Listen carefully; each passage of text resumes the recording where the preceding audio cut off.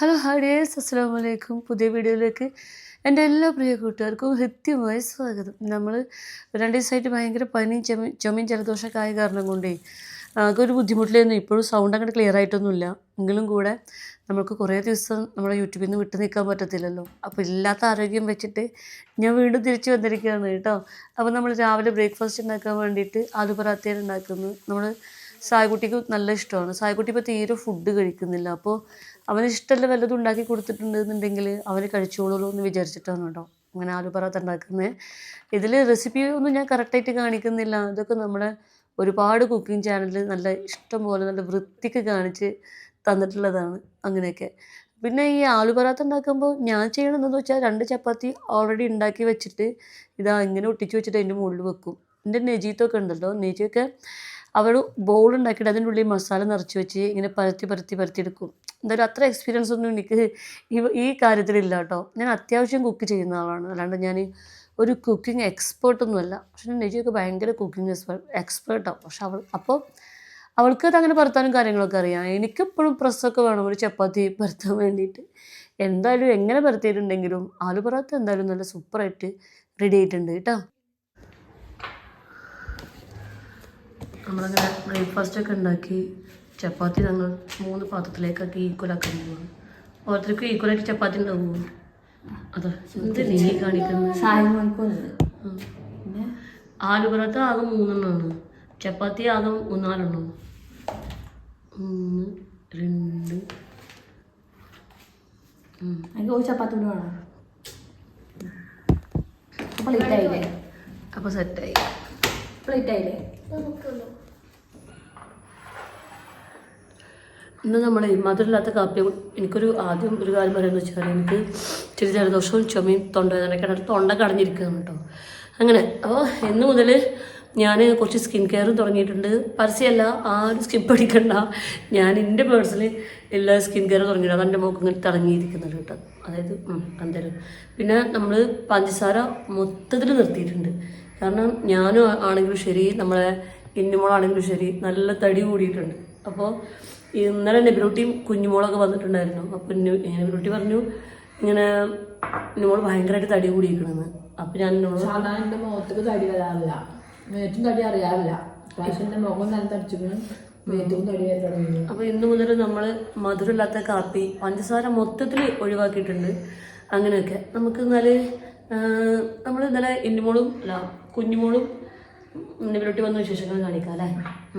അപ്പം നിങ്ങൾ കുഞ്ഞുമോളും നെബിലൂട്ടിയൊക്കെ വന്ന വിശേഷങ്ങൾ കാണി. ഞങ്ങൾ ചായ കുടിച്ചിട്ട് വരാം കേട്ടോ. ഒരു പറയൊക്കെ ഒരു കാക്ക ഉണ്ട് കേട്ടോ. ഈ കാക്കയെ ഞങ്ങൾ എപ്പോഴും വീഡിയോ എടുക്കാൻ തുടങ്ങി അപ്പോൾ വന്നിട്ട് കാ പറിച്ചിട്ടുണ്ട് പണി. എന്തേ കളഞ്ഞോ? ഓക്കെ, നമ്മൾ കുറേ ദിവസമായി വീഡിയോ നന്നായിട്ട് ഡിലേ അയക്കണ്. നമ്മൾ പുതിയ ബിസിനസ്സൊക്കെ ഓൺലൈൻ ബിസിനസ്സൊക്കെ സ്റ്റാർട്ട് ചെയ്തത് നമ്മളെല്ലാ കൂട്ടുകാരും അറിഞ്ഞിട്ടുണ്ടാവും എന്ന് വിചാരിക്കുന്നു. അറിയാത്ത കൂട്ടുകാർക്ക് വേണ്ടി ഒന്നുകൂടി പറയുകയാണ്. ഇങ്ങോട്ട് നോക്കടാ ചെങ്ങായി, എവിടേക്കോ നോക്കിയിരിക്കുന്നത്.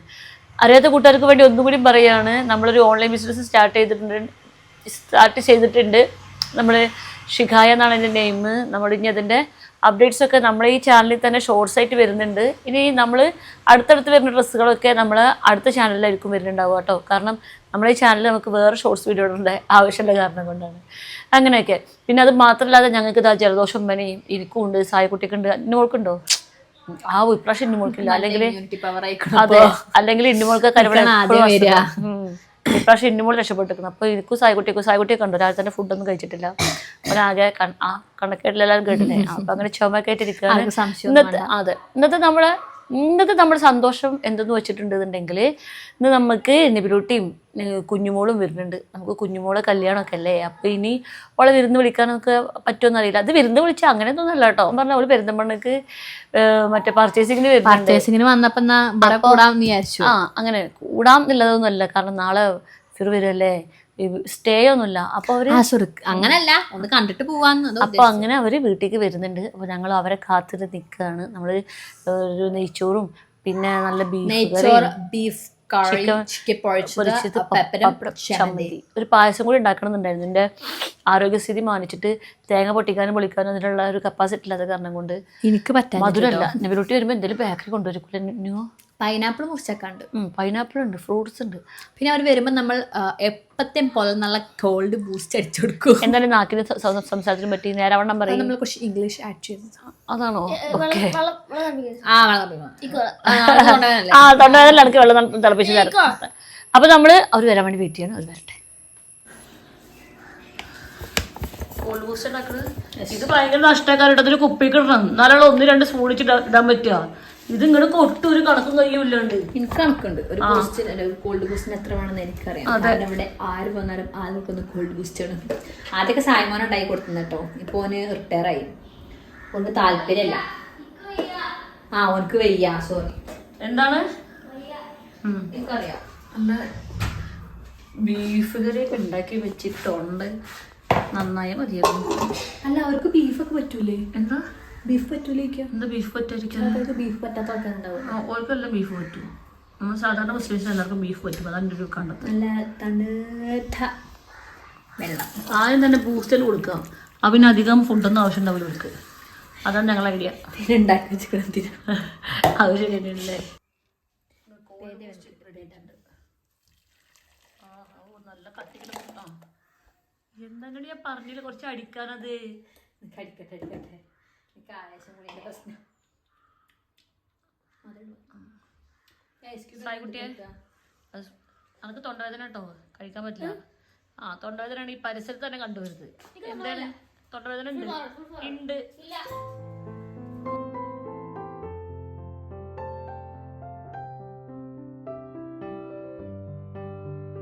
ചുന്ദരിക്കുള്ള എവിടെ അവിയല് ചുരിദാറൊക്കെ എടുത്ത ഡീസന്റ് വരൂ. ആ ഹീലൊക്കെ അയച്ചിട്ട് കിട്ടിയോ?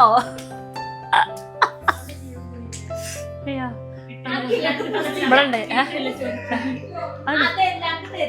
ബൂസ്റ്റ് എന്തേ വന്നപ്പോ തന്നെ എന്തായി? അതില് പതിഞ്ഞിട്ടുണ്ടാവില്ല. കുഞ്ഞുമോൾക്ക് സ്നേഹം വന്ന കടിക്കത്ര ചെയ്യാം.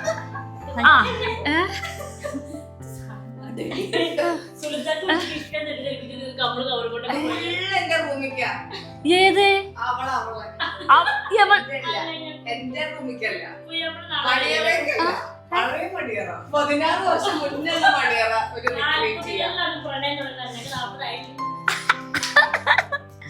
അല്ല, എന്നിട്ട് ബിസ്ക്കറ്റും ആപ്പിളും ഓറഞ്ച് അതൊക്കെ ഇപ്പോഴും ഉണ്ടോ? ഞാനും വിചാരിച്ചു ബിസ്ക്കറ്റ് ഒക്കെ ഉണ്ടോന്ന്.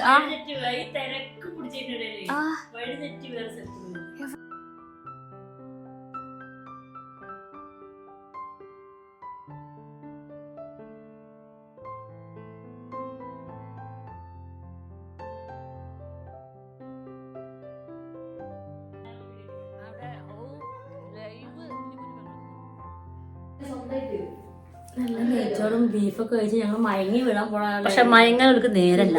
കാര്യങ്ങൾ ചെയ്യാണ്ട് അതിന്റെ ഇടയിലൊന്ന് ചാടിയതാണ്. ഇനി നിബിലുട്ടിക്ക് ഞാൻ നമ്മള് പുതിയ ബിസിനസ് സംരംഭം തുടങ്ങിയ കാര്യമില്ല. നിബിലുട്ടി ഫസ്റ്റ് കസ്റ്റമർ നമ്മളെ വീട്ടിൽ. കുടുംബത്തിലത്തെ ഞാനപ്പോ അന്നോള് തൂതൽ വന്നപ്പോ ഈ നൈറ്റ് ഇട്ടിന്. അപ്പൊ തന്നെ ഞാൻ കണ്ണു വെച്ചു എനിക്ക് ഈ നൈറ്റ് വേണം. അപ്പൊ ഞാൻ ഇതില് 2 കഫ്താനുണ്ട്. 2 പാക്ക് ചെയ്ത് വെച്ചിരിക്കണേ. അപ്പൊ ആദ്യം അഡ്രസ്സിൽ അയച്ചുതരാന്ന് പറഞ്ഞിട്ട് പിന്നെ എന്തായാലും ഞാൻ പെരുന്തമണ്ണ വരുന്നുണ്ടല്ലോ. ഇപ്പൊ കുഞ്ഞുമോൾക്കാണെങ്കിൽ ഇവിടെ സുൽത്താന്റെ വീട്ടിലേക്ക് വരും വേണം. അപ്പൊ അങ്ങനെ വന്നപ്പോ ഞാൻ നല്ല 2 നൈറ്റ് മേടിച്ചു. Kaftan night. ഞാൻ എന്റെ വീട്ടിൽ കാണിച്ചു തന്നിട്ട് എടുത്തിട്ട് കാണിച്ചു കൊടുക്കണേ. നല്ല രസമുള്ള നൈറ്റ്, എനിക്ക് ഇഷ്ടപ്പെട്ടു. ഇതിന്റെ മഞ്ഞ എങ്ങനെ അറിയാം? മഞ്ഞ നീ കണ്ടിട്ടില്ലല്ലോ. ഇല്ല, റെഡാണ് അന്ന് തോന്നിയത്. മാമ്പഴല്ലേ എല്ലാം എന്നും എന്റെ ഒരു ഫേവറേറ്റ്. അതെനിക്കറിയാൻ പറ്റും. ഞാൻ പറഞ്ഞു എല്ലാം ഭംഗി. പിന്നെ ആ റെഡ് ആണെങ്കിലും റെഡ് അല്ല, നല്ല രസമുള്ള റോസാപ്പൂ. നല്ല റോസ് റെഡ്, നല്ല 2 കളേഴ്സ് കേട്ടോ. ഇത് കഴിഞ്ഞോ? അത് ഇനി കിട്ടുമോ? കഴിഞ്ഞില്ലല്ലേ? പിന്നെ ഞാൻ ഇവിടെ ഇട്ടാലും. പക്ഷെ ഇതല്ലെങ്കിൽ ഇതുപോലത്തെ അടിപൊളി ഐറ്റംസ് നമ്മള് ഞാൻ തന്നെ നേരിട്ട് പോയി. ഞാൻ തന്നെ എനിക്ക് നല്ല ഇഷ്ടപ്പെട്ട സംഭവങ്ങളാണ് വാങ്ങിക്കാറ്. മറ്റേ അതായത് മെറ്റീരിയലൊക്കെ നോക്കിയിട്ട് സാധാരണ കാണുന്ന നെറ്റ് പോലെയല്ല. നമ്മള് നേരിട്ട് പോയി സ്വന്തമായി പർച്ചേസ് ചെയ്യുന്നതാണ്. അപ്പൊ അതിൻ്റെതായിട്ടുള്ളൊരു മാറ്റം ഉണ്ടാവും. ഭംഗി രസം കിട്ടും. കണ്ടപ്പോ എനിക്കും ഇഷ്ടപ്പെട്ടുണ്ടോ ഞാനും വാങ്ങിച്ചത്. അങ്ങനെ നൈറ്റ് പൊതുവെ യൂസ് ചെയ്യാറില്ല. പക്ഷെ കഫ്താൻ നൈറ്റ് ഇട്ടപ്പോ കാണാൻ നല്ല രണ്ടെണ്ണുണ്ട്. ഇത് ഞാൻ ഫ്രീ ആണ്. മറ്റേ ഫ്രീ ബീസ് വരാറായത്. അങ്ങനെ ഫുഡ് എല്ലാം കഴിച്ച് ചെറുതായിട്ട് റെസ്റ്റ് അടിച്ച് എടുത്തു ഉറങ്ങാൻ ഇങ്ങനെ വേണ്ട അതാ ഉറങ്ങരുത് അറിഞ്ഞു. എന്നിട്ട് പോവാനായി. അങ്ങനെ ഞങ്ങൾക്ക് അടുത്ത് നമ്മുടെ വീട്ടില് സെപ്റ്റംബർ 2 ഹൽദിയാണ്. അപ്പൊ അതിന്റെ ലൊക്കേഷൻ ഒന്നിനെ കണ്ടു വെച്ചിക്കണേ. ഇനി അവിടെ ഒരു നമ്മളെ കൊടിക്കുത്തിമല അല്ലേ അവിടെ റിസോർട്ട് ഉണ്ട്. അവിടെ കൂടി ജസ്റ്റ് അതിന് വേണ്ടതാ പിന്നെ ആര് വന്നാലും കൂടെ പോവാൻ അമ്മ വിടണില്ല കേട്ടോ. എന്റെ ഇടങ്ങയാണ് അവളാണ്. അസൂയ മറ്റേ സബ്സ്ക്രൈബേഴ്സ് വേണം എന്നോട് അസൂയ കാണിക്കാൻ പാടില്ല. നിന്നേ ഉള്ളൂ. ഞാൻ അവിടെ പെരിന്തമണ്ണല്ലേ, ഇവര് വന്നപ്പോ ഞാൻ വിളിച്ചപ്പ പോകും. അതെ ചെയ്യാം.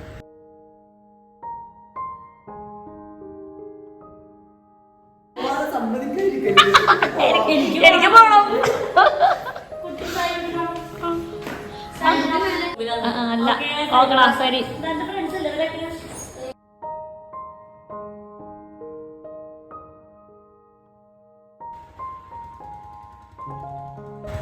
എടാ അഞ്ച് ദിവസം പണിയൊക്കെ കഴിഞ്ഞോ? എങ്ങോട്ട് ഷർട്ടൊക്കെ ഇട്ട് ഇറങ്ങിക്കണേ?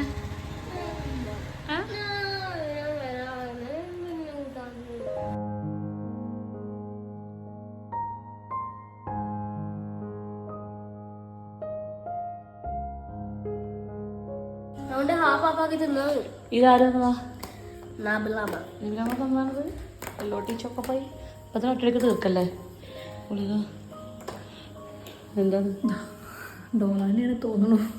പാരസെറ്റമോൾ ഡോളാണ് അറിയില്ല, അത് ഉദ്ദേശിച്ചത്. കാണിക്കും. എനിക്ക് നല്ല ഇമ്മ്യൂണിറ്റി പവർ വന്നിട്ടുണ്ട്. അല്ലെ ഫസ്റ്റ് എനിക്കാറുണ്ട്. ഞാനേ മധുര കഴിക്കൽ നിർത്തി, അതുകൊണ്ട്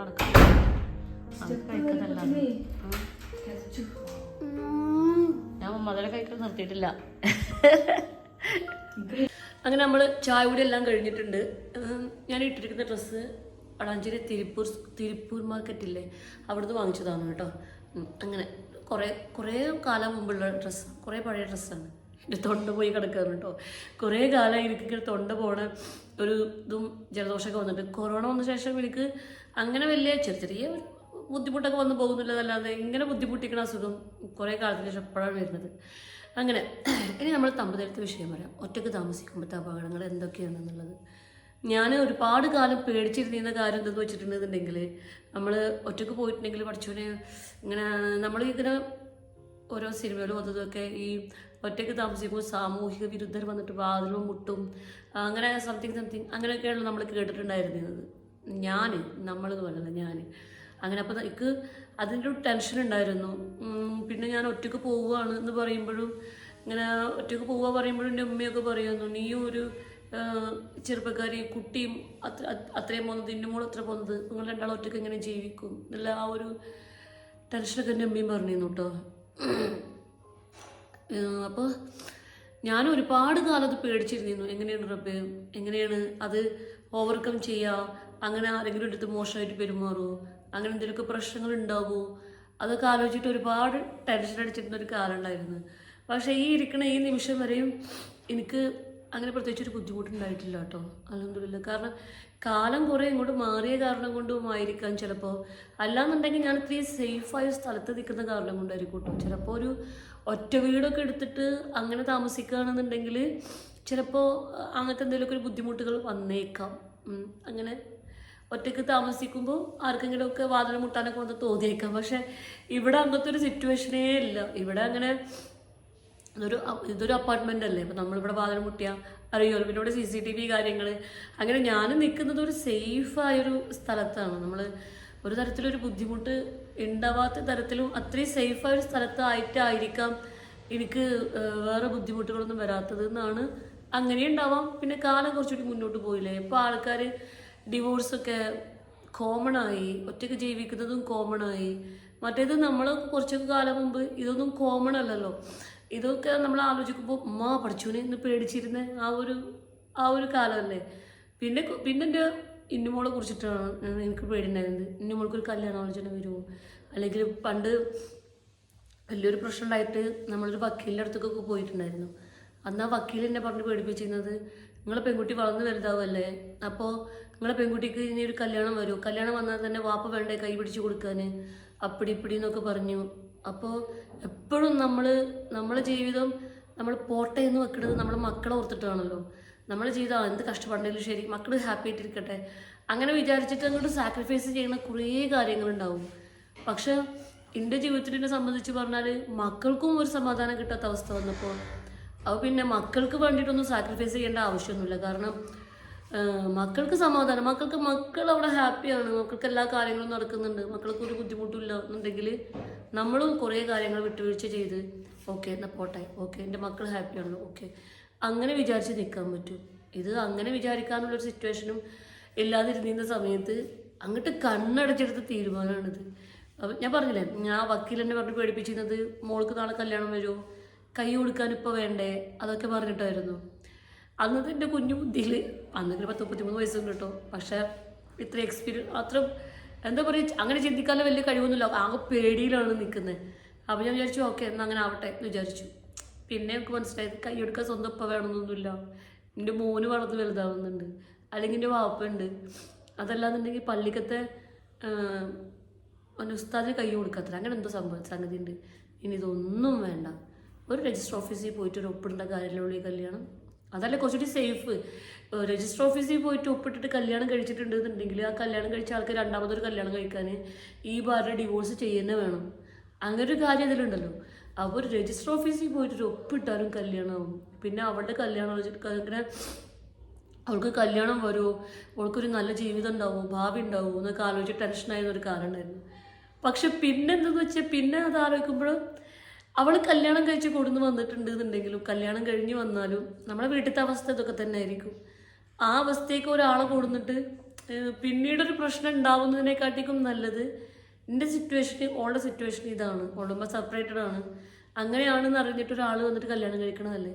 അപ്പോഴല്ല അത് അയാളത് മനസ്സിലാക്കിയിട്ട് വരുമ്പോഴല്ല, അല്ലാണ്ട് വേറെ ഏതൊരു ചെക്കനെ നമ്മളെ വീട്ടിലെ സിറ്റുവേഷൻ ഒന്നും മനസ്സിലാക്കാതെ തന്നെ കല്യാണം കഴിച്ച് വന്നിട്ട് പിന്നീട് ഓളെ ജീവിതത്തിൽ ബുദ്ധിമുട്ടുണ്ടാവില്ലേ. പിന്നെ അത് മാത്രമല്ല, ഓൾക്ക് എത്രയോ കല്യാണം ആലോചന വരാറുണ്ട് കേട്ടോ. എനിക്ക് ഇൻസ്റ്റാഗ്രാമിൽ കൂടി ഒക്കെ എന്നെ മോളെ കല്യാണം കഴിപ്പിച്ച് തരുമെന്ന് ചോദിക്കുന്ന ഒരുപാട് പേരുണ്ട്. അതുകൊണ്ട് ആ ടെൻഷനും എനിക്കില്ല, എന്നെ മോളെ കല്യാണം നല്ലപോലെ നടക്കുമോ അമ്മാതിരി ആ ടെൻഷനും ഇല്ല. പിന്നെ ഒക്കെ ഞാൻ പറഞ്ഞില്ലേ, ഞാൻ എൻ്റെ ജീവിതത്തിലൊരു തീരുമാനം എടുക്കുന്നത് കുറേ ഒരു കാര്യത്തിനെ കുറിച്ചിട്ട് ഞാനിത് ഈ പറഞ്ഞില്ലേ ഒറ്റയ്ക്ക് പോകുക എന്നുള്ളത് ഞാൻ 2-3 വർഷമായിട്ട് ഒറ്റയ്ക്ക് പോകുക എന്നുള്ളത് ആലോചിച്ചുകൊണ്ടേയിരിക്കുന്ന കാര്യമാണ്. പക്ഷെ അത് തീരുമാനം എടുക്കേണ്ട സമയത്ത് ഞാൻ ഓക്കെ എന്ന് വിചാരിച്ചിട്ട് കണ്ണടച്ചിട്ടാണ് എടുത്ത തീരുമാനം. കാരണം ഞാൻ എപ്പോഴും പറയാറുള്ള പോലെ പഠിച്ചോണ്ട് ഒരു കുഴി കൊണ്ട് ചാടിക്കൂല എന്നുള്ളൊരു വിശ്വാസം എനിക്ക് നന്നായിട്ടുണ്ട്. ആ ഒരു വിശ്വാസം പഠിച്ചവരും ഇതുവരെ തെറ്റിച്ചിട്ടില്ല. അപ്പോൾ അങ്ങനെയൊക്കെ നമ്മളിനി വേറൊരു കാര്യം കൂടി ഞാൻ പറയും, നമ്മളിത് ഫാമിലിയിൽ ബുദ്ധിമുട്ടുകൾ എന്തായാലും ഉണ്ടാവും തീർച്ചയായിട്ടും. അഡ്ജസ്റ്റ്മെൻ്റ് ആണല്ലോ ഒരു ഫാമിലി ലൈഫ് എന്ന് പറയുന്നത്.